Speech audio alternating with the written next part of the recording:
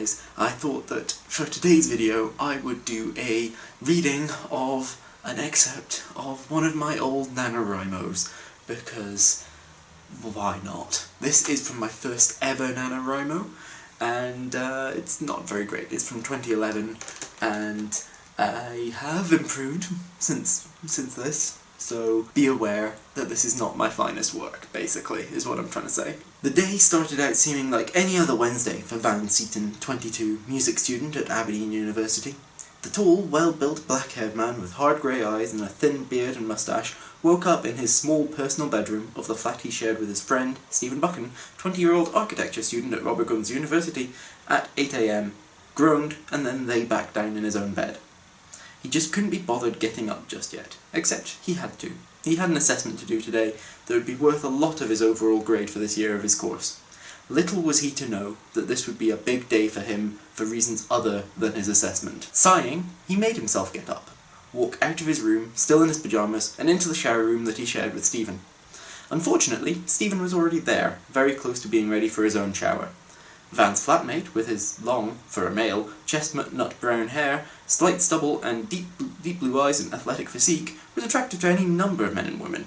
However, Van himself was not one of them. Leaving the shower room in a hurry while apologising to Stephen through the door, Van resolved to get some breakfast while waiting for Stephen to finish in the shower room. Sauntering into the tiny kitchen, Van was momentarily startled by the presence of a young woman already in there.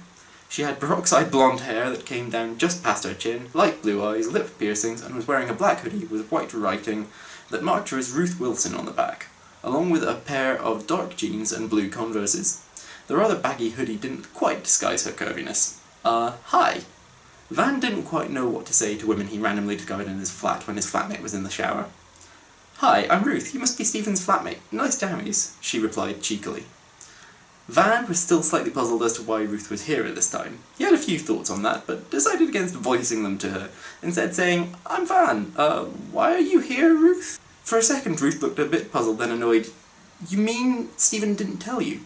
Tell me what? Van asked, now even more confused. And so Ruth informed Van. I'm his girlfriend. We've gone out a couple of times. He invited me round for breakfast this morning. He must have just forgotten to tell you. He also must have overestimated on how early it was. He's rarely up this early, regularly, certainly to shower. Van was happy for Stephen and Ruth, and knew how Stephen was about mornings, and so felt it was his duty to tell Ruth about his habits. Congratulations on you two getting together, though. Stephen's a good bloke, and you could do much worse. He smiled for the first time that morning. It was going to be an interesting day. When Stephen came out of the shower room 10 minutes later, the pair of them, Van and Ruth, were sitting on the sofa in the living room and had been chatting about many things. Their mutual love of the works of John and Hank Green, the Vlogbrothers on YouTube, the ridiculous actions of the government, and appreciation of music being chief among the topics. Hi, you guys. You're getting along well, I see, Stephen said as he passed through to his bedroom to get dressed, wearing only a towel. That's my cue to go get showered, I guess. It was nice talking to you, Ruth, Van smiled, grabbing his iPod and speaker before entering the shower room. Van put on one of his favourite songs on the iPod, a blood-red beauty of an MP3 player, Bohemian Like You by the Dandy Warhols, plugged it into the speaker, turned on the shower, stripped off his pyjamas and got in. As the water poured down, enveloping him, Van thought over all the information he needed for his assessment in preparation. Once he finished washing himself with his shower gel and shampoo and had rinsed off, Van pulled a towel around himself, picked up his pyjamas from the bathroom floor, and walked back through the flat to his bedroom, threw his pyjamas on the bed, and finished drying himself off with his towel. Once he was dry, Van dressed in a pair of blue denim jeans, a t-shirt with the words Yours Forever in big white print and Less Than 3 Eggplant Heart in smaller red print underneath. On his feet he had dark socks which he covered with a pair of grey Converses. In no time at all, it was time for Van to leave the flat for his assessment. Having put on his black leather jacket, he said goodbye to Stephen and Ruth and left the flat, headed down the stairs and stepped out into the crisp autumn light. Strolling away from the block of flats and towards the university, Van found himself thinking about Ruth and how she was good for Stephen in so many ways.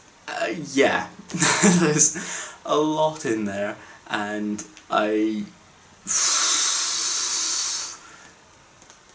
quite long, and I'm only going to go so far as that. It's quite embarrassing for me to have to read my own writing like that.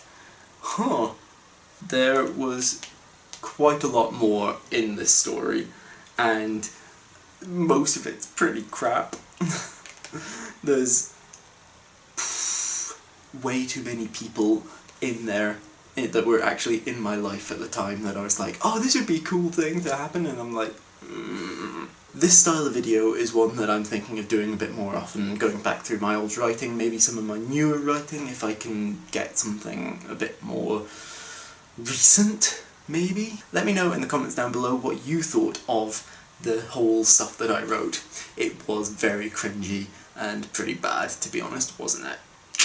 Also, tell me about your old bad writing in the comments as well. I would love to hear about it, so let me know down below. I hope that you enjoyed this video and that you remember to like and share it and subscribe to my channel. Click on the thumbnails down below to see other videos by me, and I will see you guys next time.